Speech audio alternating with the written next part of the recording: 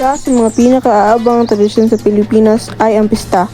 Sa umaga ng pista, maraming bumibili ng mga pagkaing handa para sa pagdiriwang habang naghahanda rin ang iba para sa misa.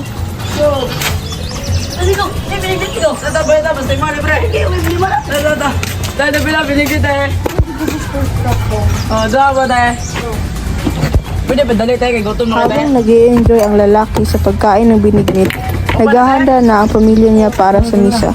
Pero tulad ng nakasanayan ng marami, may nahuhuli pa rin dahil sa Filipino time. Estela, asa naman si Zane? Kapit na magsugod ang misa. Nagkaon to magbiniglit si Zane, ma. Padong namin. Pagkatapos ng misa, nagsimula nang dumating ang mga bisita. Isa sa mga pinakamagandang tradisyon tuwing pista ay ang pagbubukas ng tahanan para sa lahat. Kilala ang mga Pilipino sa pagiging magiliw at mapagbigay sa kanilang mga bisita. Dayon mo! Zane, pakuhat na to ang baso! Oh!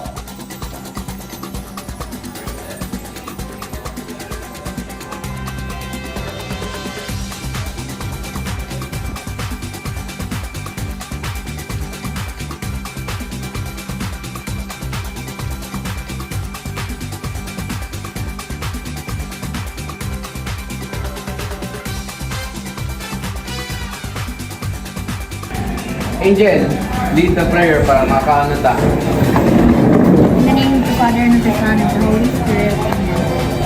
Bless us, O Lord, and these thy gifts, which are above their souls, and thy Lord Jesus Christ, the Lord.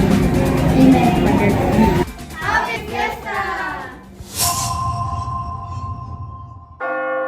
Makalipas ang pista, dumating naman ang Semana Santa.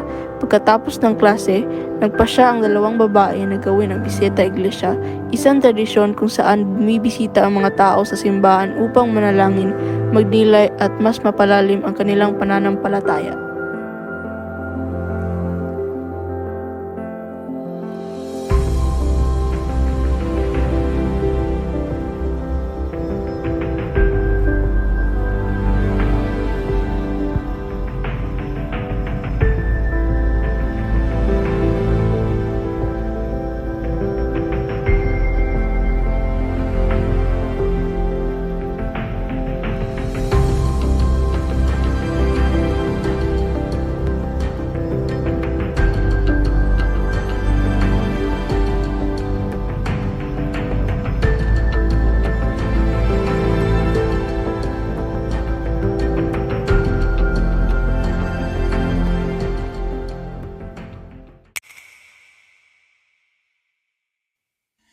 Bukod sa mga tradisyon at kaugalian, mahalagang bahagi rin ng kulturang Pilipino ang mga artifact o mga sinaunang bagay na iniwan ng ating mga ninuno.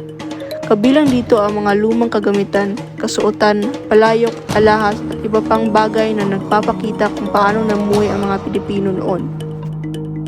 Marami sa mga artifact na ito ay matatagpuan sa mga museo at pakasaysayang lugar kung saan ito ay iniingatan upang mapag-aralan at mapahalagahan ng mga tao.